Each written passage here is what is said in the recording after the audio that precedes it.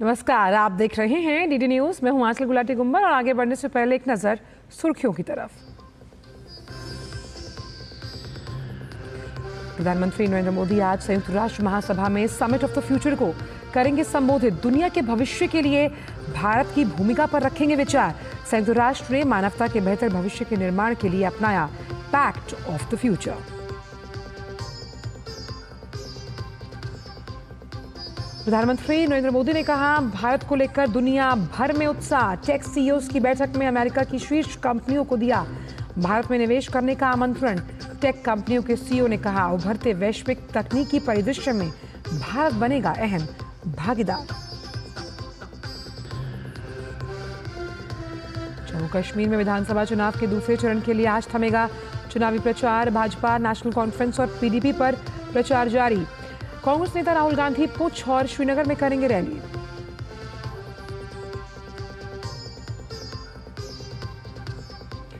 हरियाणा चुनाव के लिए प्रचार जोरों पर। वरिष्ठ भाजपा नेता अमित शाह आज टोहाना और जगाधरी में करेंगे जनसभा।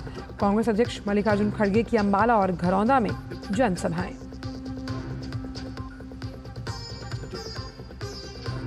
आयुष्मान भारत प्रधानमंत्री जन आरोग्य योजना के 6 साल हुए पूरे। 55 करोड़ लाभार्थियों को 5 लाख रुपए का स्वास्थ्य कवर का लक्ष्य। आबादी के निचले 40% हिस्से को योजना का लाभ। अंतर्राष्ट्रीय खबरों में एनपीपी नेता अनुरा कुमारा दिसानायके ने श्रीलंका के 9वें राष्ट्रपति पद के लिए शपथ। सत्ता हस्तांतरण के तहत श्रीलंका के प्रधानमंत्री दिनेश गुणवर्धने ने दिया इस्तीफा।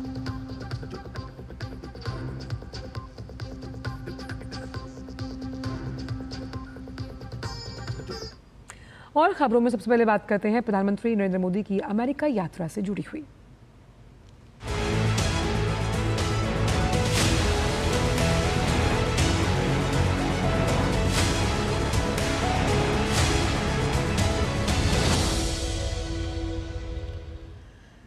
तो प्रधानमंत्री नरेंद्र मोदी आज न्यूयॉर्क में संयुक्त राष्ट्र महासभा के समिट ऑफ द फ्यूचर को संबोधित करेंगे। प्रधानमंत्री मोदी समिट में दुनिया के भविष्य के लिए भारत की भूमिका पर विचार रखेंगे। साथ ही दुनिया के खतरों पर भारत का पक्ष भी रखेंगे।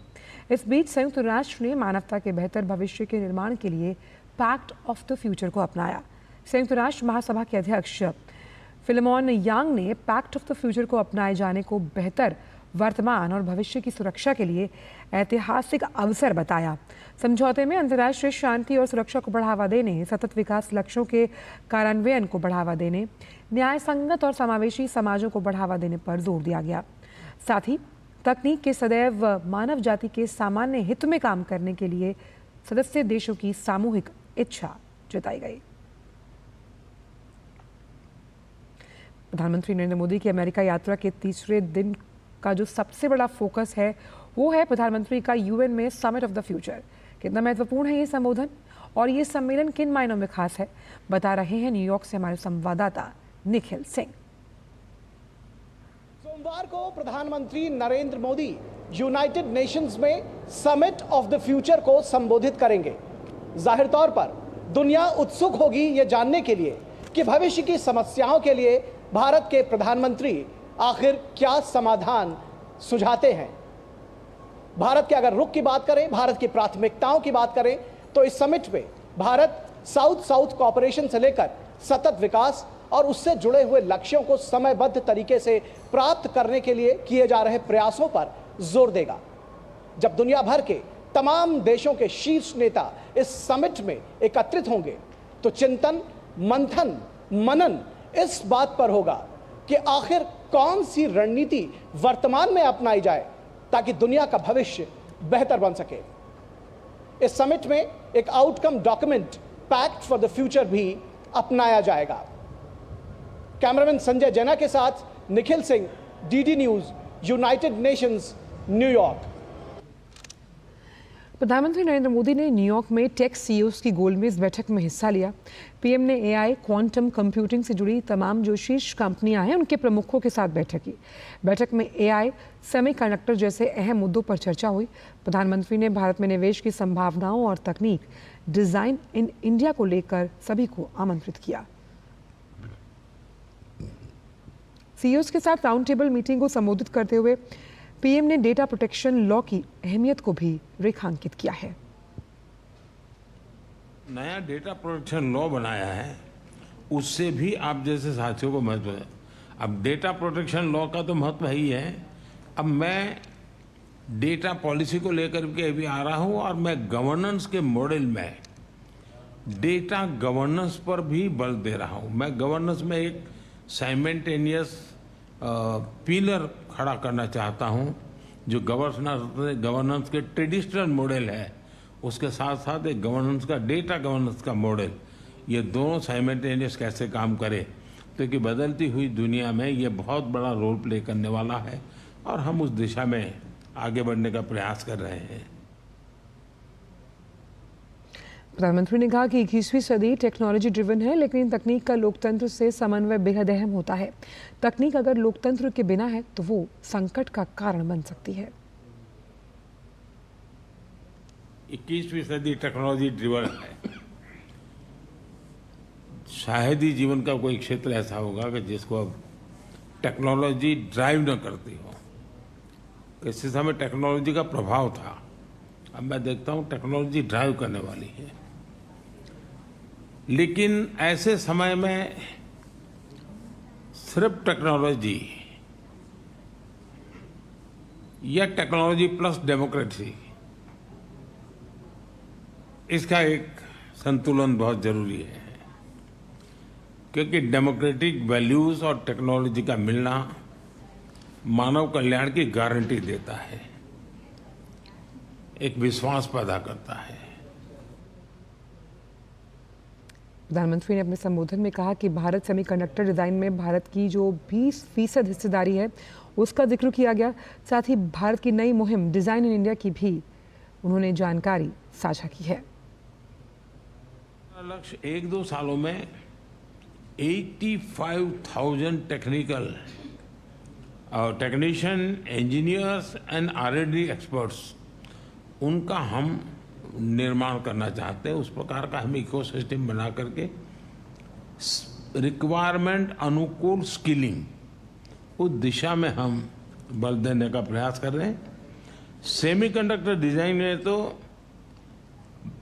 20% हिस्सेदारी भारत की है और अब सरकार ने हर सेक्टर के लिए डिजाइन इन इंडिया की मुहिम शुरू की है और हाल में ही हमने हाई एंड रिसर्च को प्रमोट करने के लिए $12 बिलियन का रिसर्च फंड भी बनाया है, क्योंकि हम इनोवेशन पर विशेष बल देना चाहते हैं। भारत में मजबूत IPR फ्रेमवर्क, जो आपने उल्लेख किया IPR के संबंध में, और टेक्नोलॉजी और इनोवेशन को संरक्षित करने की दिशा में भी हमारा उतना ही बल है। प्रधानमंत्री ने स्टेम एजुकेशन में भारतीय युवाओं की बढ़ती रुचि का भी जिक्र किया। साथ ही उन्होंने कहा कि युवाओं की ट्रेनिंग पर सरकार का सर्वाधिक बल है। भारत की औसत आयु 28 ईयर्स है और बड़ी बात यह है कि हमारा यूथ स्टेम की पढ़ाई में काफी रुचि ले रहा है। इवन बेटियां भी स्टेम के एजुकेशन में हमारे यहाँ बेटियां भी लीड कर रही है। और मुझे तो याद है कि एक देश में मैं वहाँ के एक बहुत बड़े नेता मुझे पूछ रहा था कि क्या आपके यहाँ बच्चियाँ स्टेम के अंदर रुचि लेती है। जब मैंने उनको आंकड़ा बताया तो उनके लिए सरप्राइज था कि भारत की बेटियां भी उन सारे क्षेत्रों में काफ़ी कुछ कर रही हैं। यूथ का ट्रेनिंग एंड अपस्किलिंग, ये मैं मानता हूं कि बहुत ही फोकस रिक्वायर है, क्योंकि जिस प्रकार से टेक्नोलॉजी में अपग्रेडेशन होता ही चला जा रहा है और स्किलिंग में अगर हम अपग्रेडेशन नहीं करते हैं तो शायद हम रुक जाएंगे। तो मेरा बल उस दिशा में भी उतना ही ज़्यादा है। और इंडस्ट्री 4.0 के लिए इंडस्ट्री रेडी वर्कफोर्स, वो हम एडवांस में काम करने की दिशा में आगे बढ़ते हैं। आपका अनुभव और आपकी रिक्वायरमेंट, उसके आधार पर अगर कोई हमारे पास प्रोडक्ट मिलता है कि भाई ये हमें चाहिए, तो हम उसके आधार पर काम आगे बढ़ा सकते हैं और बहुत तेजी से इसको हम बढ़ा सकते हैं। पीएम ने बायो E3 तकनीक की भी जानकारी साझा की। उन्होंने कहा कि 2030 तक देश की बायो इकोनॉमी बढ़कर $300 बिलियन होने की संभावना है। बायो मैन्युफैक्चरिंग को बूस्ट करने के लिए हम बायो E3 पॉलिसी लेकर आए हैं। बायो E3 यानी biotechnology for economy, employment and environment. इन तीनों चीज़ों को लेकर के मैंने बायो E3 पॉलिसी को बल दिया है। 2030 तक भारत की बायो इकोनॉमी बढ़कर $300 बिलियन की होने की हम संभावना देखते हैं। गूगल कंपनी के सीईओ सुंदर पिचाई ने प्रधानमंत्री से मुलाकात के बाद बताया कि प्रधानमंत्री मोदी ने भारत में निर्माण और भारत में डिजाइनिंग जारी रखने के लिए प्रेरणा दी। पिचाई ने कहा कि प्रधानमंत्री ये सुनिश्चित करना चाहते हैं कि एआई भारत के लोगों को लाभ पहुंचाए।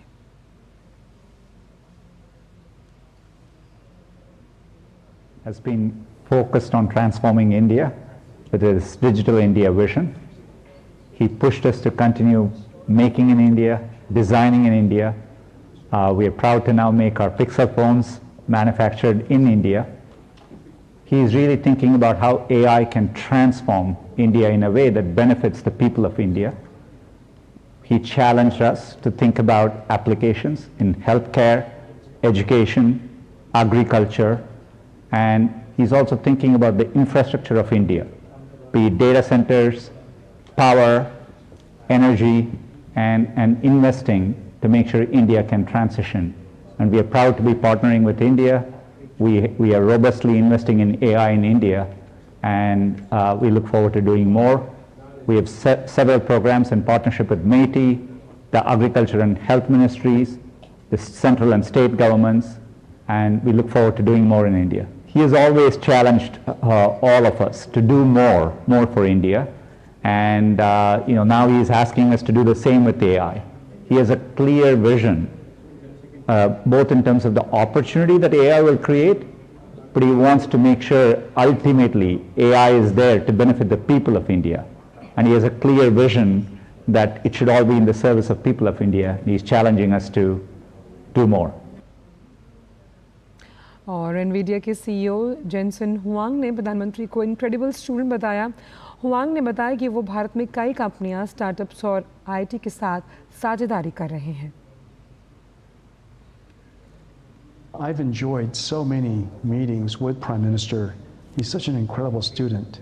And every time I see him, he wants to learn about technology, artificial intelligence, the potential and opportunity for India, the impact on India's society and industry. And so I was delighted to be here to talk about it. India, as you know, is also home of some of the world's greatest computer scientists. So this is a great opportunity. Artificial intelligence is also a new industry, a new manufacturing industry that's very important. And so I'm looking forward to partnering with India in a very deep way to make that possible. We have many partnerships with India. For one, we're helping India gain access to our most advanced technologies. We're partnering with internet companies like Yoda and end-to-end networks and to create the latest generation AI supercomputers in India for all of the startups. India is the home of the third largest startup economy. And so this new generation of startups are all based on AI. And in order to do so, you have to have AI infrastructure. Just the number of partnerships we have all over India. Every IIT has an NVIDIA AI Center of Excellence. We're teaching professionals, we're teaching students how to upskill into this new world of AI. AI in a lot of ways is very complicated technology, but in the end, what it enables a country to do is take advantage of technology, take advantage of computers in a way that has never been possible before. And so AI really democratized computing. This is India's moment. You have to seize the opportunity. बायोजिन के CEO Chris वेहबेकर ने कहा कि प्रधानमंत्री Modi technology की प्रगति में भारत को आगे रखना चाहते हैं। I think the Prime Minister has a vision that the 21st century is driven by technology and clearly wants to have India front and center in the progress of technology. He pointed out, obviously, the very talented population in India. It's a young population, average age of 28. We know here in America how well educated Indians are. One of the things I liked what he said was we want to have technology being inclusive. So this is for the broader population, and certainly as someone in biotechnology, technology can really play an important role in better health care for Indians. Eli Lilly के CEO David Ricks ने कहा कि हमने प्रौद्योगिकी की प्रगति और AI के उपयोग और आर्थिक रूप से एक उभरती हुई महाशक्ति के रूप में भारत के विकास के बारे में गहन चर्चा की है.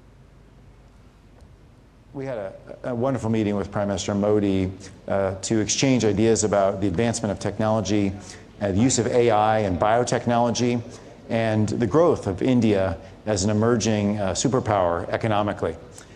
We have already a large research-based center in India. We plan to grow that. But maybe more importantly, the products we make, particularly for common conditions like obesity and diabetes, which unfortunately afflict so many Indians, we'll be bringing to this market at scale, partnering with other Indian companies, partnering with producers in India, and helping people live a healthier life in India. Here, technology being invented and then making its way to consumers. So it's an exciting moment to work with India.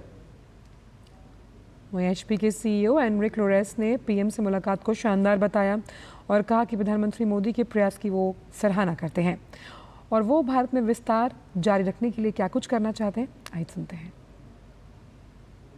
It was a great meeting. We clearly appreciate the effort from the Prime Minister to learn and understand what we need to continue to expand in India. And we just announced that we are expanding our manufacturing capabilities in India. So we were very proud to share that with the Prime Minister. वो एक्सेंच्योर के CEO Jully sweet ने कहा कि उन्हें प्रधानमंत्री से मिलकर और अगले दशक के लिए उनके नेतृत्व और दृष्टिकोण के बारे में जानने का मौका मिला है. I was honored to meet with Prime Minister Modi and to hear more about his leadership and vision for the next decade after having such a great decade, really making India such an important part of the global technology landscape. I was also very excited to hear about the commitment of so many other companies like Accenture to continue to grow our business in India and to have our individuals in India serve the globe. It's an exciting time. Holtec के CEO Chris Singh ने कहा कि प्रधानमंत्री मोदी भारत को ऊर्जा स्वतंत्र देश बनाना चाहते हैं. वो देश में स्वच्छ ऊर्जा को तेजी से आगे बढ़ाना चाहते हैं. Prime Minister stated to me that he wants to make India energy independent. He wants to rapidly grow clean energy in the country. And meeting was for clean energy. So I explained to him that the existing coal plants can be converted into our small modular reactors.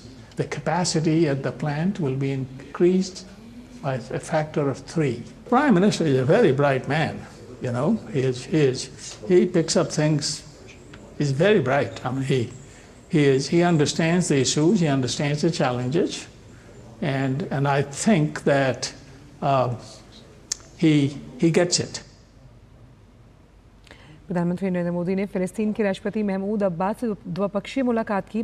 प्रधानमंत्री ने Gaza में जारी मानवीय संकट और क्षेत्र में बिगड़ती सुरक्षा स्थिति पर गहरी चिंता जताई और फिलिस्तीन के लोगों को निरंतर मानवीय सहायता के लिए भारत के अटूट समर्थन की बात कही. प्रधानमंत्री ने इजरायल फिलिस्तीन मुद्दे पर भारत की टाइम टेस्टेड सैद्धांतिक स्थिति को दोहराया. पीएम ने युद्ध विराम, बंधकों की रिहाई और बातचीत और कूटनीति के रास्ते पर लौटने का आह्वान किया. उन्होंने जोर देकर कहा कि केवल 2 राष्ट्र समाधान ही क्षेत्र में स्थायी शांति और स्थिरता प्रदान करते हैं. ये याद करते हुए कि भारत फिलिस्तीन को मान्यता देने वाले पहले देशों में से एक था, उन्होंने संयुक्त राष्ट्र में फिलिस्तीन की सदस्यता के लिए भारत के निरंतर समर्थन को भी दोहराया. प्रधानमंत्री ने कुवैत के क्राउन प्रिंस शेख सबा अल खालिद अल सबा से मुलाकात की और द्विपक्षीय संबंधों को बेहतर बनाने और उन्हें उच्च स्तर पर ले जाने के तरीकों पर भी चर्चा की. प्रधानमंत्री नरेंद्र मोदी ने इस दौरान कहा कि भारत कुवैत के साथ अपने द्विपक्षीय संबंधों को अत्यधिक महत्व देता है. दोनों नेताओं ने देशों के बीच मजबूत ऐतिहासिक और लोगों के बीच संबंधों को याद किया। उन्होंने इस बात पर संतोष व्यक्त किया कि दोनों देश ऊर्जा और खाद्य सुरक्षा आवश्यकताओं के लिए एक दूसरे का समर्थन कर रहे हैं। उन्होंने दोनों देशों के पारस्परिक लाभ के लिए द्विपक्षीय संबंधों को गहरा विविधतापूर्ण बनाने के लिए अपनी दृढ़ प्रतिबद्धता व्यक्त की है। न्यूयॉर्क में प्रधानमंत्री नरेंद्र मोदी ने नेपाल के पीएम केपी शर्मा ओली से द्विपक्षीय मुलाकात की। दोनों नेताओं ने भारत और नेपाल के बीच अद्वितीय और घनिष्ठ द्विपक्षीय संबंधों की समीक्षा की और विकास, साझेदारी, जल विद्युत सहयोग, लोगों के बीच संबंधों और भौतिक, डिजिटल और ऊर्जा के क्षेत्र में कनेक्टिविटी बढ़ाने सहित विविध क्षेत्रों में हुई प्रगति पर संतोष जताया। इसके साथ ही प्रधानमंत्री नेपाल को अंतर्राष्ट्रीय सौर गठबंधन में पूर्ण सदस्य के रूप में शामिल होने वाला 101वां देश बनने पर बधाई दी और जलवायु परिवर्तन की चुनौती के प्रति क्षेत्रीय प्रतिक्रिया को महत्व जो है उसका रेखांकित किया है। प्रधानमंत्री नरेंद्र मोदी ने भारत को विकसित राष्ट्र बनाने के लिए पुष्प मंत्र दिया। न्यूयॉर्क के नासाओ कोलिजियम में प्रवासी भारतीयों को संबोधित करते हुए प्रधानमंत्री ने कहा कि पुष्प के 5 स्तंभ मिलकर विकसित भारत का निर्माण करेंगे। प्रधानमंत्री ने इस बात पर भी प्रकाश डाला कि प्रवासी भारतीय हमेशा से देश के सबसे मजबूत ब्रांड एम्बेसडर रहे हैं। देश में जीवंत लोकतंत्र की ओर इशारा करते हुए प्रधानमंत्री ने कहा कि हाल ही में भारत ने दुनिया में सबसे बड़ा मतदान करवाया है।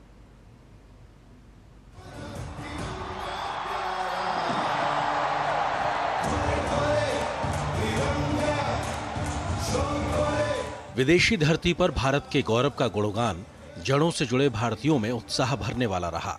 अमेरिकी दौरे पर न्यूयॉर्क के नासाउ कोलिजियम एरिना में प्रधानमंत्री नरेंद्र मोदी ने एक एक कर उन क्षेत्रों का विशेष उल्लेख किया जहां भारतीयता का झंडा बुलंद है। आज करोड़ों भारतीयों की एस्पिरेशन भारत की ग्रोथ को ड्राइव कर रही है। हर एस्पिरेशन नए अचीवमेंट को जन्म देती है और हर अचीवमेंट नए एस्पिरेशन के लिए खाद पानी बन रही है। अब भारत पीछे नहीं चलता। अब भारत नई व्यवस्थाएं बनाता है। अब भारत नेतृत्व करता है। प्रधानमंत्री ने पुष्प को परिभाषित किया और इसका महत्व बताया। उन्होंने कहा कि पुष्प की 5 पंखुड़ियां मिलकर ही विकसित भारत बनाएंगी। मैं पुष्प को डिफाइन करता हूं। P for progressive Bharat, U for unstoppable Bharat, S for spiritual Bharat, H for humanity first को समर्पित भारत,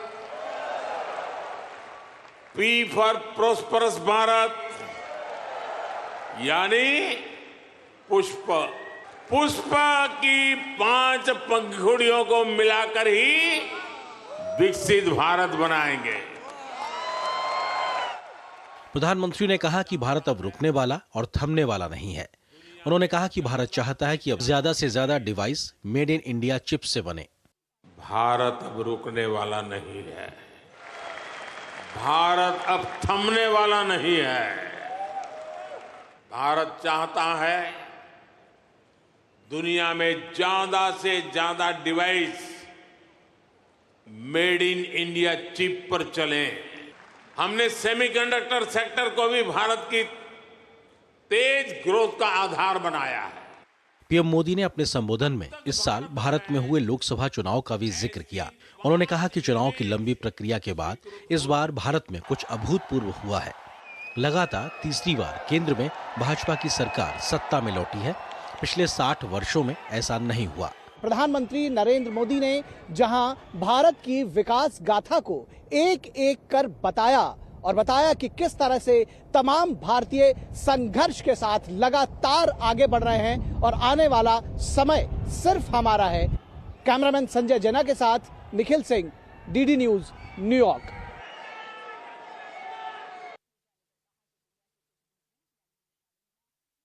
भारतीय पुराविशेष सौंपे गए। विदेश मंत्रालय ने संकल्प को आगे बढ़ाते हुए विकास भी विरासत भी के संदेश के साथ एक वीडियो साझा किया।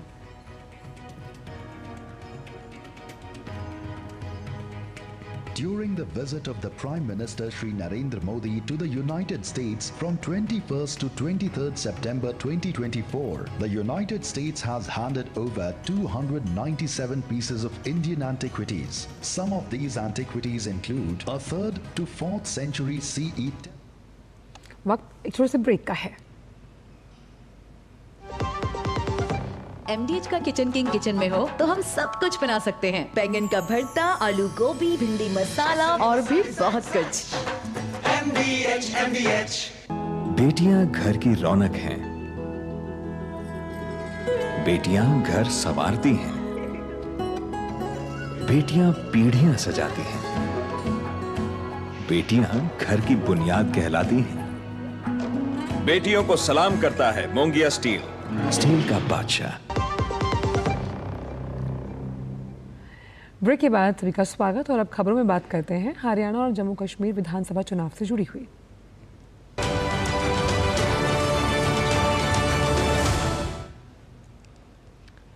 जम्मू कश्मीर में विधानसभा चुनाव के दूसरे चरण के लिए प्रचार आज समाप्त हो जाएगा।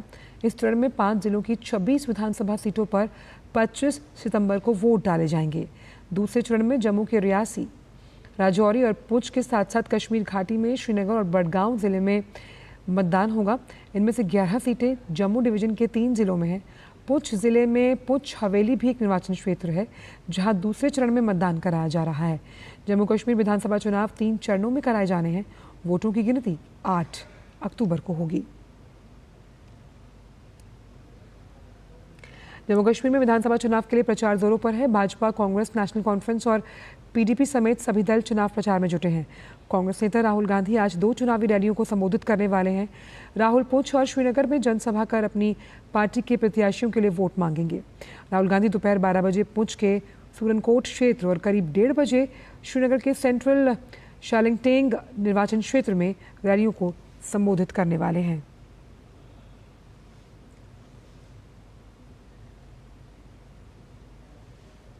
और चुनावी अपडेट्स के साथ श्रीनगर से ही जुड़ रहे हैं हमारे संवाददाता धीरज कुमार। धीरज, अगर हम चुनावी रैलियों की बात करें तो तमाम पार्टियां अपनी पूरी ताकत झोंक रही हैं इस बार के जम्मू कश्मीर विधानसभा चुनाव में, लेकिन लोकतांत्रिक प्रक्रिया के लिहाज से और 370 हटने के बाद इस बार का चुनाव बेहद अहम होने वाला है।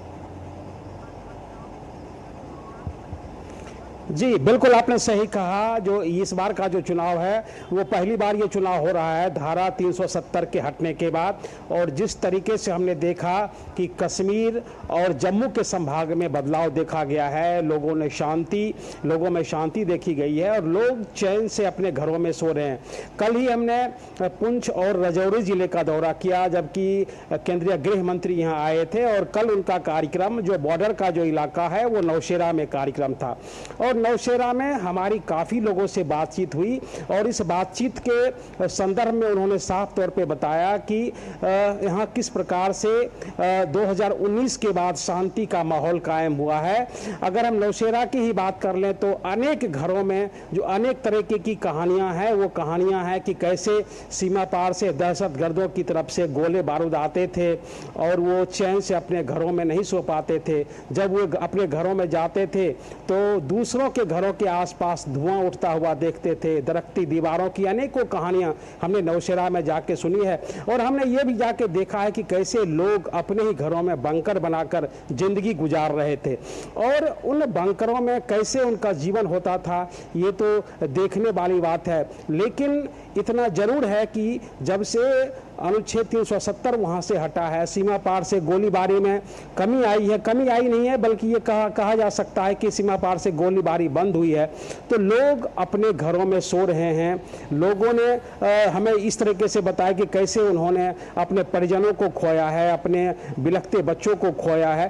तो धारा 370 के दफा होने के बाद जिस तरीके से यहाँ शांति का माहौल कायम हुआ है, वो पूरा का पूरा जम्मू कश्मीर का संभाग जो है वो बदला हुआ दिख रहा है। है। जहां तक दूसरे चरण की चुनाव की बात है आंचल जी, तो दूसरे चरण में अगर हम जम्मू संभाग की बात करें तो यहाँ की 11 विधानसभा सीटें हैं जहाँ की चुनाव होना है, और इन 11 विधानसभा सीटों में राजौरी है और पुंछ का जो क्षेत्र है, इसके अलावा जो रियासी का जो क्षेत्र है, रियासी से भी 3 विधानसभा हैं जहाँ के चुनाव होने हैं, जबकि राजौरी और पुंछ में 8 विधानसभा सीटें ऐसी हैं जहां पे वहां चुनाव होना है, और उन लगभग सभी सीटों पर केंद्रीय गृह मंत्री ने दौरा किया है। और जो बीजेपी की जो चुनावी अभियान है, उस चुनावी अभियान को उन्होंने धार दिया है, उन्होंने तेज किया है। जहां तक दूसरे चरण की अगर हम बात कर लेते हैं तो उसमें कई जो सीटें हैं वो हाई प्रोफाइल सीटें हैं। चाहे हम नौशेरा की ही बात कर लें तो वहां से रविंदर रैना जो भाजपा के प्रदेश अध्यक्ष हैं, और इसके अलावा वो नौशेरा से भाजपा के प्रत्याशी बने हैं, और उनके खिलाफ जो पूर्व एमएलसी सुरेंद्र चौधरी एक तरीके से नेका के उम्मीदवार हैं। तो ये कहा जा सकता है कि नौशेरा में जो इस बार का जो मुकाबला है वो बहुत ही कांटेदार है। अगर हम कटरा की ही बात कर लेते हैं तो कटरा में जो 3 विधानसभा सीटें हैं, इन 3 विधानसभा रियासी के 3 विधानसभा सीटों में एक माता वैष्णो देवी का सीट है, इसके अलावा गुलाबगढ़ की सीटें हैं। तो सभी सीटों पर ये देखा जा रहा है कि इस बार का मुकाबला जो है वो काफी मजबूत है, काफी टक्कर वाला मुकाबला है। और हमने देखा कि कटरा में जिस तरीके से प्रधानमंत्री की रैली हुई और उन्होंने अपने रैली के जरिए रियासी विधानसभा के सभी सीटों पर एक तरीके से अपने चुनावी शंखनाद को आगे बढ़ाते हुए लोगों को जिस तरीके से उन्होंने भारतीय जनता पार्टी के पक्ष में वोट देने की अपील की, और साफ तौर पर यह भी देखा गया जो मुद्दे के आधार पर उन्होंने कहा साफ तौर पर कहा कि यहाँ के जो 3 खानदान हैं, उन 3 खानदानों ने आपके बच्चे को चैन से सोने नहीं दिया, उसको अच्छी जिंदगी जीने नहीं दी, उनको पढ़ने नहीं दिया। जो विपक्ष के जो नेता रहे, विपक्ष के जो सियासी दल रहे, चाहे वो फारूक अब्दुल्ला की बात कर लें या हम पीडीपी की ही बात कर लें, तो उन्होंने क्या हुआ कि पत्थरबाजों को तैयार किया, उन्होंने युवा के हाथ में पत्थर दिए, और इसका नतीजा ये रहा कि युवा भटकाव में आए। और जब से भारतीय जनता पार्टी की सरकार बनी है, या जब से धीरज आपके पास वापस आएंगे, लेकिन जो रियासी के जिला चुनाव अधिकारी विशेष महाजन हैं, उन्होंने दूसरे चरण की चुनाव तैयारियों पर क्या कहा, पहले वो सुनते फिर आपके पास वापस आऊंगे। 436 पोलिंग स्टेशन है। हर पोलिंग स्टेशन में आपका सीसीटीवी लगेगा, जिसकी लाइव टेलीकास्ट जो होगी वो डीओ के कंट्रोल रूम में होगी। हर बस, हर मेटाडोर, हर मैजिस्ट्रेट की गाड़ी को जीपीएस है, उनकी मूवमेंट भी हम अपने जो कंट्रोल रूम है वहाँ से मॉनिटर कर पाएंगे। टेक और ह्यूमन दोनों तरह की सिक्योरिटी का इंतज़ाम किया गया है, और पूर्ण रूप से हर तरह की चीज़ का कंसिडरेशन में लेने के बाद ही सिक्योरिटी प्रोवाइड की गई है। कैंपेनिंग 6 बजने को 1 मिनट से बंद हो जाएगी, और इसके ऊपर बैन लग जाएगा। 48 hours before the close of poll से ये एक्टिविटीज़ होती है। वो लोग जो पॉलिटिकल एक्टिविटी कर रहे हैं और यहाँ के वोटर नहीं हैं, उनको भी ये हिदायत दी गई है कि वो डिस्ट्रिक्ट को छोड़ के चले जाएं। और हमारे साथ धीरज जुड़े हुए हैं श्रीनगर से। धीरज, जिस तरह से हम पढ़ पा रहे हैं और तमाम जो चुनावी तैयारियां हैं, उसमें साफ तौर पर यह है कि जो वोटिंग प्रतिशत जो भी पहला चरण हुआ था उसमें अच्छा खासा वोटिंग टर्नआउट था, और ये वोटिंग टर्नआउट इस बात की तस्दीक करता है कि लोग अब बेखौफ घरों से निकलकर वोट देने की इस प्रक्रिया में अपने संवैधानिक अधिकार का इस्तेमाल करना चाहते हैं। देखिए आंचल जी, बिल्कुल आपने सही कहा। जैसा कि हमने 2024 का लोकसभा चुनाव देखा, और लोकसभा चुनाव में जिस तरीके से 58% का मतदान जम्मू कश्मीर के इलाकों में हुआ, तो एक तरीके से हम कह सकते हैं कि लोगों ने जो यहाँ के जमहूरियत में भरोसा दिखाया है, और पत्थरबाजों को और इस तरीके की राजनीति करने वाले सियासी दलों को उन्होंने एक तरीके से आईना दिखाया है। अगर हम जम्मू कश्मीर विधानसभा चुनाव के पहले चरण की ही बात कर लें, तो पहले चरण में मैं जम्मू संभाग में रहा, तो हमने देखा कि किश्तवाड़ जैसे इलाकों में 80% तक मतदान हुआ है। जो अगर हम कह सकते हैं कि डोडा के कुछ इलाकों में 76% तक मतदान हुआ है। तो मतदान का ये प्रतिशत दिखाता है कि किस तरीके से यहाँ के लोगों ने एक तरीके से मतदान में हिस्सेदारी ली है। और जो सबसे महत्वपूर्ण बात है कि मतदान में हिस्सेदारी का मतलब ये था कि जबकि वहाँ के रामबन के मतदान केंद्रों पर हमने जाके देखा, तो महिलाएं छोटे छोटे बच्चों को अपने हाथों से पकड़ते हुए, अपने उंगलियों पकड़ते हुए वो मतदान केंद्रों तक आई। देखिए ये जो तस्वीर थी, ये तस्वीर देखने लायक थी, क्योंकि इन्हीं महिलाओं में एक डर का माहौल था कि हम मतदान केंद्र तक जाएंगे तो हमारे साथ क्या होगा, कहां से दहशतगर्द आ जाएंगे और कहां से किसी अप्रिय घटना की सूचना मिल जाएगी।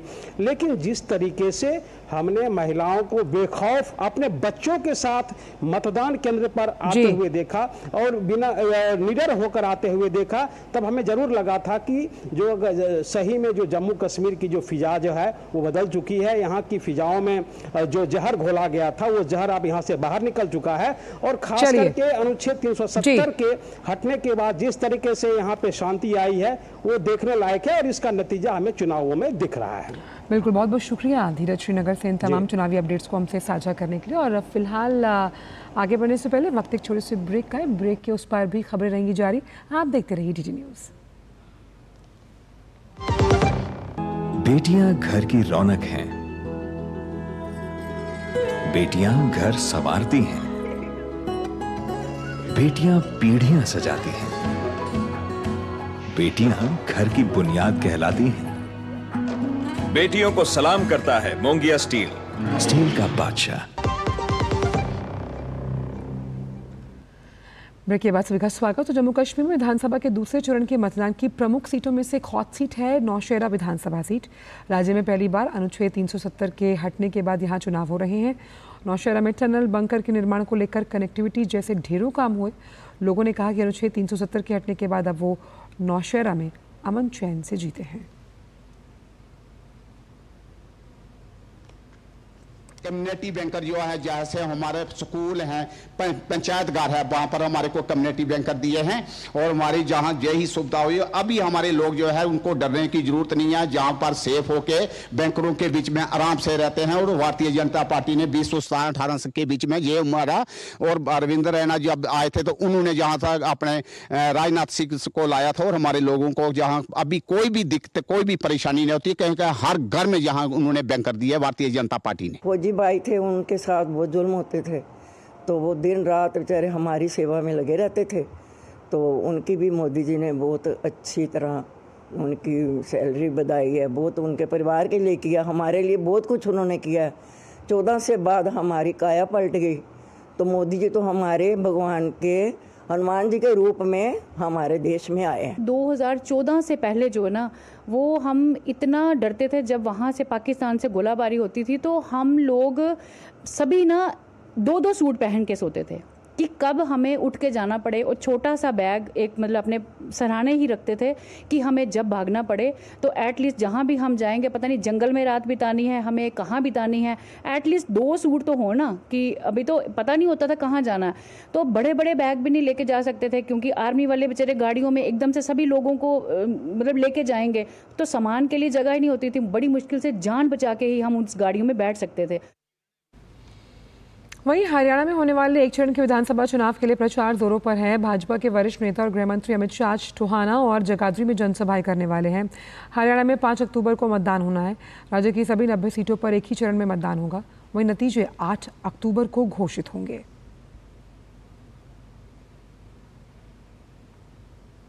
कांग्रेस अध्यक्ष मल्लिकार्जुन खड़गे आज राज्य में 2 चुनावी रैलियों को संबोधित करेंगे। कांग्रेस अध्यक्ष आज हरियाणा के अंबाला और घरौदा में जनसभाओं को संबोधित करेंगे।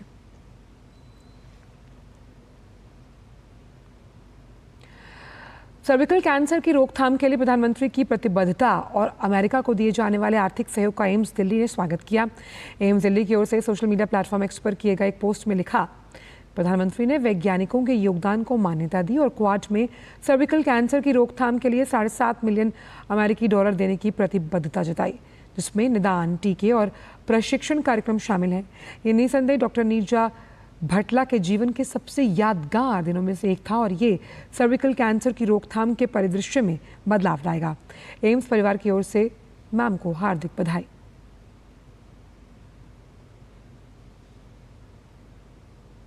खबर झारखंड से, जहां विधानसभा चुनाव की तैयारियां शुरू हो गई हैं। इसी क्रम में आगामी विधानसभा चुनावों की तैयारियों की समीक्षा के लिए मुख्य चुनाव आयुक्त राजीव कुमार की अगुवाई में चुनाव आयुक्त ज्ञानेश कुमार, डॉक्टर एस संधू का एक प्रतिनिधि मंडल रांची पहुंचा। आयोग की टीम रांची में राजनीतिक दलों के प्रतिनिधियों से मुलाकात करेगी। इन पार्टियों में भारतीय जनता पार्टी, कांग्रेस और मार्क्सवादी कम्युनिस्ट पार्टी समेत 6 राष्ट्रीय और 3 क्षेत्रीय दल, झारखंड मुक्ति मोर्चा, राष्ट्रीय जनता दल और ऑल झारखंड स्टूडेंट्स यूनियन शामिल हैं। इसके बाद आयोग की टीम प्रवर्तन एजेंसी के अधिकारियों के साथ बैठक करेगी। बाद में निर्वाचन आयोग की टीम मुख्य चुनाव अधिकारी, राज्य नोडल पुलिस अधिकारी और केंद्रीय बलों के समन्वयक से मिलेगी और राज्य में विधानसभा चुनाव इस साल के अंत में होने हैं। आज से नई दिल्ली में 2 दिवसीय 10वें राष्ट्रमंडल संसदीय संघ भारत क्षेत्र सम्मेलन की शुरुआत हो गई। भारतीय संसद इस सम्मेलन की मेजबानी कर रहा है। सम्मेलन का विषय है सतत और समावेशी विकास की प्राप्ति में विधायी निकायों की भूमिका। सम्मेलन की अध्यक्षता लोकसभा अध्यक्ष ओम बिरला ने कर रहे हैं और सम्मेलन में राज्यों और केंद्र शासित प्रदेशों के विधान मंडलों के 46 पीठासीन अधिकारी शामिल हो रहे हैं। सम्मेलन से पहले सीपीए भारत क्षेत्र की कार्यकारी समिति की बैठक हुई। आपको बताएं कि वर्तमान में इसकी 31 सदस्य शाखाएं हैं, जिनमें भारत की संसद और 30 राज्यों और केंद्र शासित प्रदेशों के विधानमंडल शामिल हैं। ये दूसरा अवसर है जब सीपीए भारत क्षेत्र सम्मेलन नई दिल्ली में आयोजित किया जा रहा है। ऑस्ट्रेलिया की बिजनेस काउंसिल और भारतीय उद्योग प्रतिनिधि मंडल में शामिल होने पर वाणिज्य और उद्योग मंत्री पीयूष गोयल ने खुशी जाहिर की। उन्होंने ये बात सोशल मीडिया अकाउंट एक्स पर लिखी। उन्होंने लिखा, भारत के विकास और दोनों पक्षों के बीच सहयोग के भविष्य के अवसरों पर चर्चा करने के लिए ऑस्ट्रेलिया की बिजनेस काउंसिल और भारतीय उद्योग प्रतिनिधि मंडल में शामिल होना अद्भुत है। मुंबई से मेलबर्न तक भारत ऑस्ट्रेलिया आर्थिक कंपास साझा समृद्धि की ओर इशारा करता है और हमने अपने व्यापार, निवेश और आर्थिक संबंधों को मजबूत करने के लिए नए रास्ते तलाशे हैं। आंध्र प्रदेश के तिरुपति में विश्व हिंदू परिषद के केंद्रीय मार्गदर्शक मंडल की बैठक चल रही है। तिरुपति बालाजी मंदिर के प्रसादम में मिलावट और उससे उत्पन्न स्थिति पर विचार करने के लिए बैठक का आयोजन किया गया। विश्व हिंदू परिषद के अंतर्राष्ट्रीय महामंत्री बजरंग बागड़ा ने कहा कि मंदिर के प्रसादम में मिलावट की खबर से पूरा हिंदू समाज व्यथित है।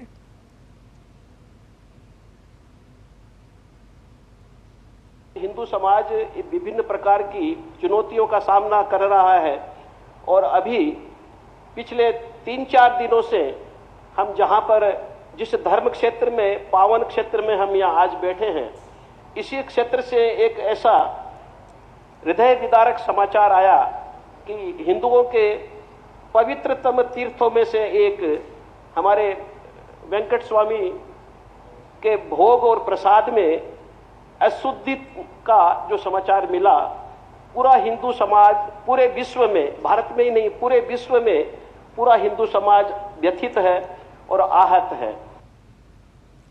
आंध्र प्रदेश के तिरुमाला तिरुपति देवस्थानम ने लड्डू प्रसादम विवाद के मद्देनजर एक महाशांति होमम का आयोजन किया और इस आयोजन में मंदिर समिति के कार्यकारी अधिकारी शमाला राव और बोर्ड के अन्य अधिकारियों ने पुजारियों के साथ भाग लिया। बिहार के मुख्यमंत्री नीतीश कुमार ने पीएम को पत्र लिखकर अयोध्या में सीतामढ़ी के बीच वंदे भारत ट्रेन चलाने का अनुरोध किया। इसके साथ ही पुनौरा धाम के लिए सड़क और रेल संपर्क स्थापित करने का भी अनुरोध किया है। सीएम ऑफिस से जारी एक बयान के अनुसार नीतीश ने पीएम को चिट्ठी लिखकर राम जानकी मार्ग के निर्माण कार्य की शीघ्र पूर्ण करने के लिए संबंधित मंत्रालय को निर्देश देने का आग्रह किया है। सुप्रीम कोर्ट ने चाइल्ड पोर्नोग्राफी को लेकर बड़ा फैसला किया। शीर्ष कोर्ट ने चाइल्ड पोर्नोग्राफी को डाउनलोड करना और इसे देखना पॉक्सो कानून के तहत अपराध के दायरे में माना। सुप्रीम कोर्ट ने मद्रास हाईकोर्ट के उस फैसले को रद्द किया जिसमें कहा गया कि चाइल्ड पोर्न को डाउनलोड करना या देखना पॉक्सो और आईटी कानून के तहत अपराध नहीं है। कोर्ट ने मामले को फिर से सुनवाई के लिए सत्र न्यायालय भेज दिया। साथ ही सुप्रीम कोर्ट ने पॉक्सो कानून के तहत अपराध की परिभाषा और व्यापक करने के निर्देश दिए। कोर्ट ने संसद को चाइल्ड पोर्नोग्राफी शब्द को बाल यौन शोषण और दुर्व्यवहार सामग्री से बदलने के सुझाव दिए। साथ ही सुप्रीम कोर्ट ने सभी अदालतों को चाइल्ड पोर्नोग्राफी शब्द का इस्तेमाल नहीं करने के निर्देश दिए हैं। उत्तर प्रदेश के सुल्तानपुर में ज्वेलर्स की दुकान पर हुई डकैती के मुख्य आरोपी अनुज प्रताप सिंह को पुलिस ने उन्नाव में हुई मुठभेड़ में मार गिराया। अनुज प्रताप सिंह अमेठी के जनापुर निवासी थे और उस पर 1 लाख रुपए का इनाम घोषित था। उन्नाव के अचलगंज थाना क्षेत्र में हुई मुठभेड़ के बाद अनुज को अस्पताल ले जाया गया, जहां डॉक्टरों ने उसे मृत घोषित किया। उन्नाव के एएसपी अखिलेश सिंह ने बताया कि मुठभेड़ में एक बदमाश घायल हुआ, जबकि दूसरा मौके से फायदा उठाकर भागने में कामयाब रहा। घायल बदमाश की शिनाख्त अमेठी के मोहनगंज थाना इलाके के रहने वाले अनुज प्रताप सिंह पुत्र धर्मराज सिंह के रूप में हुई।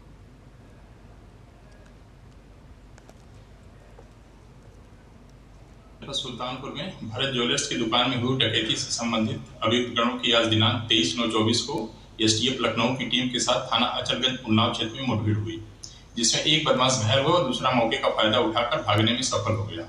घायल बदमाश की शिनाख्त अनुज प्रताप सिंह पुत्र धर्मराज सिंह निवासी ग्राम जनापुर थाना मोहनगंज जनपद अमेठी के रूप में की गई, जो 1 लाख का इनामिया था।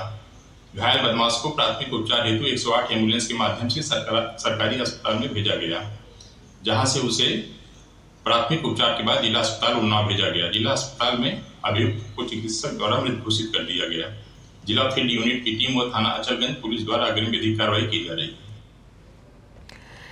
चेन्नई के अक्करई में पुलिस एनकाउंटर में नामी गैंगस्टर सीजिंग राजा की मौत हुई। गैंगस्टर सीजिंग राजा ने पुलिस पर हमला करने की कोशिश की। आपको बताएं कि तमिलनाडु में ये लगातार तीसरी घटना है जब पुलिस ने हिस्ट्री शीटर को गोली मारी। मौसम विभाग ने कोंकण, गोवा, मध्य महाराष्ट्र और मराठवाड़ा में आज तेज बारिश की आशंका जताई। केरल, तटीय आंध्र प्रदेश, रायलसीमा, तेलंगाना और कर्नाटक के दक्षिणी, उत्तरी और तटीय क्षेत्रों में आज तेज बारिश की संभावना है। वहीं असम, मेघालय, नागालैंड, मणिपुर, मिजोरम, त्रिपुरा, ओडिशा, विदर्भ और छत्तीसगढ़ में भी तेज बारिश हो सकती है। विभाग ने कहा कि पश्चिम मध्य बंगाल की खाड़ी और इसके आसपास की हवा में कम दबाव का क्षेत्र बनने की आशंका है। मौसम विज्ञान केंद्र ने तेलंगाना के 11 जिलों में अगले 3 दिन तक तेज बारिश का येलो अलर्ट जारी किया। इस अलर्ट के बाद अब प्रशासन स्थिति से निपटने की तैयारी में जुट गया। राज्य में हैदराबाद सहित कई जिलों में आंधी तूफान और बिजली चमकने के साथ 25 तारीख तक तेज बारिश हो सकती है। इस बीच हैदराबाद शहर में और आसपास के कई इलाकों में कल शाम 58 मिलीमीटर तक मध्यम बारिश दर्ज हुई। दक्षिण पश्चिम मानसून के असर से राज्य में अभी तक औसत 9 से 19 मिलीमीटर तक अच्छी वर्षा हुई। 703.6 मिलीमीटर की सामान्य वर्षा से ये 31% अधिक है और हैदराबाद में भी मानसून में औसत से अधिक वर्षा हुई है, जो सामान्य से 575.5 मिलीमीटर वर्षा से 36% अधिक है। उत्तर प्रदेश के आगरा कैंट से बनारस के लिए वंदे भारत एक्सप्रेस का नियमित संचालन आज से शुरू हो गया। ट्रेन नंबर 20176 आगरा कैंट से सुबह 6 बजे चलेगी, जो 5 घंटे 25 मिनट में सुबह 11:25 पर प्रयागराज जंक्शन पहुंचेगी। प्रयागराज में ट्रेन का 5 मिनट का स्टॉपेज है। इसके बाद ट्रेन वाराणसी के लिए रवाना होगी। आगरा कैंट वाराणसी के बीच वंदे भारत शुक्रवार छोड़कर सभी 6 दिन चलेगी। ट्रेन में चेयर कार की 478 और एग्जीक्यूटिव कार की कुल 52 सीटें। आपको बताएं कि नई ट्रेन की शुरुआत प्रधानमंत्री ने 16 सितंबर को अहमदाबाद से हरी झंडी दिखाकर की थी।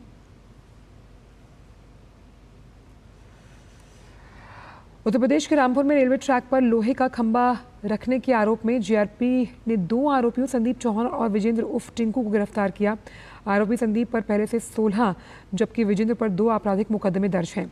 आपको बताएं कि 18 सितंबर की रात नैनी जनशताब्दी एक्सप्रेस ट्रेन के लोको पायलट ने अपनी सूझबूझ से ट्रैक पर खंभा देख इमरजेंसी ब्रेक लगाकर हादसा टाल दिया था। आयुष्मान भारत के आज 6 साल पूरे हो रहे हैं। इस अवसर पर स्वास्थ्य मंत्रालय ने अपने सोशल मीडिया प्लेटफॉर्म पर एक वीडियो साझा किया। आपको बताएं कि प्रत्येक आयुष्मान कार्ड आशा और गुणवत्तापूर्ण देखभाल तक पहुंच का प्रतिनिधित्व करता है।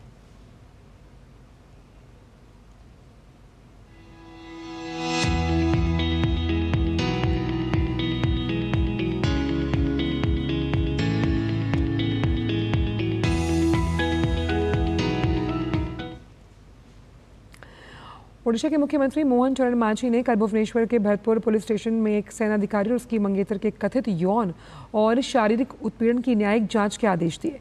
आपको बताएं कि ये घटना तब हुई जब वो 14 सितंबर को भुवनेश्वर में घर लौटते समय बदमाशों के खिलाफ शिकायत दर्ज कराने गए, जिन्होंने उन्हें रोक लिया था।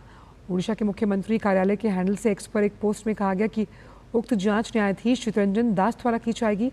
माननीय आयोग से 60 दिनों के भीतर अपनी रिपोर्ट सौंपने का अनुरोध किया गया। साथ ही अदालत से सीधी निगरानी में मामले की आपराधिक जांच में तेजी लाने का भी अनुरोध किया गया है।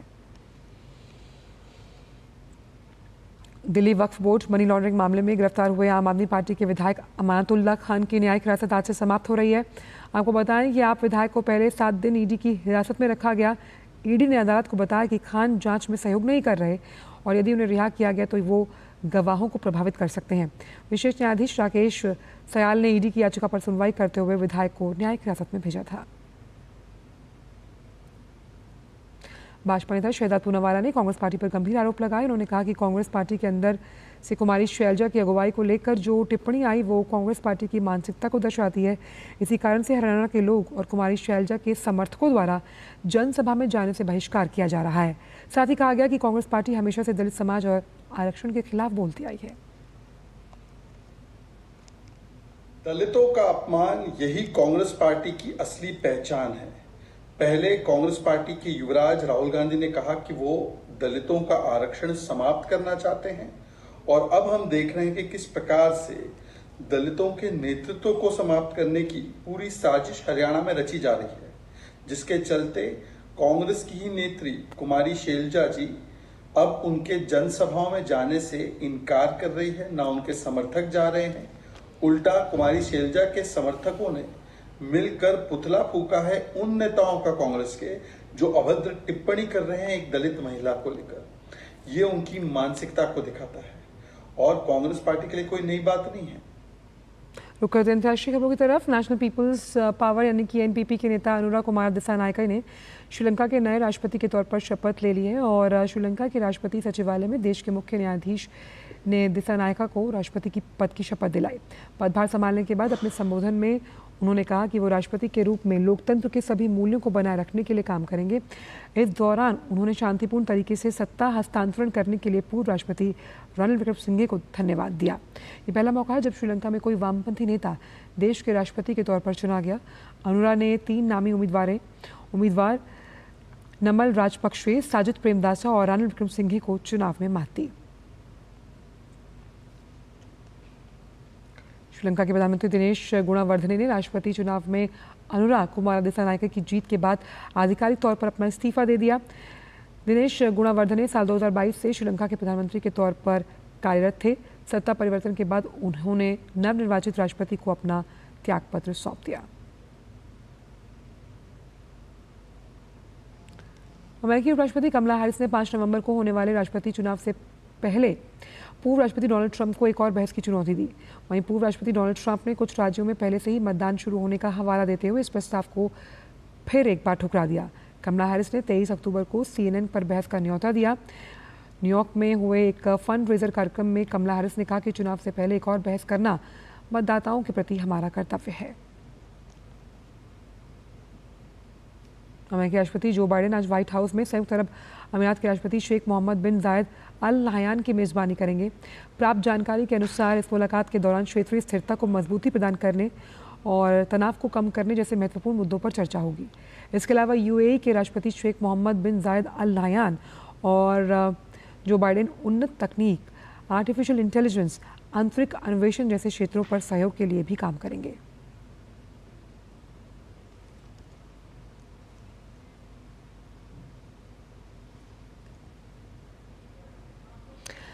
रुख अब खेल जगत की खबरों की तरफ। भारत ने चेस ओलंपियाड के ओपन वर्ग में पुरुष वर्ग और महिला वर्ग का स्वर्ण पदक जीतकर इतिहास रच दिया। 97 साल में भारत ने पहली बार ये उपलब्धि हासिल की। भारत के डी गुकेश, अर्जुन एरिगैसी, दिव्या देशमुख और वंतिका अग्रवाल ने व्यक्तिगत स्वर्ण पदक भी जीतने में सफलता पाई। प्रधानमंत्री ने भी स्वर्ण पदक जीतने पर बधाई दी है। प्रधानमंत्री ने 45वें शतरंज ओलंपियाड में स्वर्ण पदक जीतने वाली भारतीय पुरुष और महिला टीम को बधाई दी। पीएम मोदी ने अमेरिका दौरे पर न्यूयॉर्क में भारतीय समुदाय को संबोधित करते हुए कहा, हर हिंदुस्तानी को शतरंज खिलाड़ियों पर गर्व है। भारत एनर्जी से भरा हुआ है, सपनों से भरा हुआ है। रोज नए कीर्तिमान, हर रोज नई खबर। आज ही एक और बहुत अच्छी खबर मिली है। चेस ओलंपियाड में मेंस और वुमेन्स दोनों में भारत को गोल्ड मिला है। ये लगभग 100 साल के इतिहास में पहली बार हुआ है। पूरे देश को, हर हिंदुस्तानी को हमारे चेस प्लेयर्स पर बहुत गर्व है। प्रधानमंत्री नरेंद्र मोदी अमेरिका दौरे पर संबोधन देते हुए उन्होंने कहा कि 2036 ओलंपिक की मेजबानी को लेकर एक बड़ा दावा है। इस दौरान उन्होंने कहा कि भारत इसके लिए हर संभव प्रयास कर रहा है और इस दौरान उन्होंने हाल ही में समाप्त हुए पेरिस ओलंपिक का भी जिक्र किया। इससे पहले प्रधानमंत्री ने स्वतंत्रता दिवस के मौके पर लाल किले से देश को संबोधित करते हुए ओलंपिक 2036 की मेजबानी की बात कही थी। अभी कुछ दिन पहले ही पेरिस ओलंपिक खत्म हुए हैं। अगले ओलंपिक्स का होस्ट यूएसए है। जल्द ही आप भारत में भी ओलंपिक्स के साक्षी बनेंगे।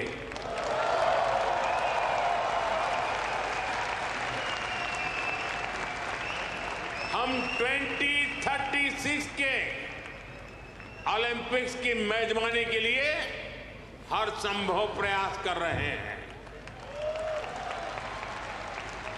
स्पोर्ट्स हो, बिजनेस हो या फिर एंटरटेनमेंट, आज भारत बहुत बड़े आकर्षण का केंद्र है।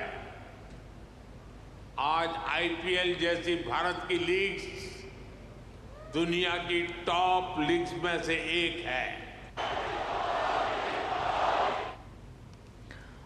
और खबरों की दुनिया से जुड़े रहने के लिए आप डीडी न्यूज़ की खबरें और updates YouTube, Facebook, Twitter, Instagram और हमारी वेबसाइट्स पर भी उपलब्ध हैं। आप इन्हें फॉलो और सब्सक्राइब कर सकते हैं।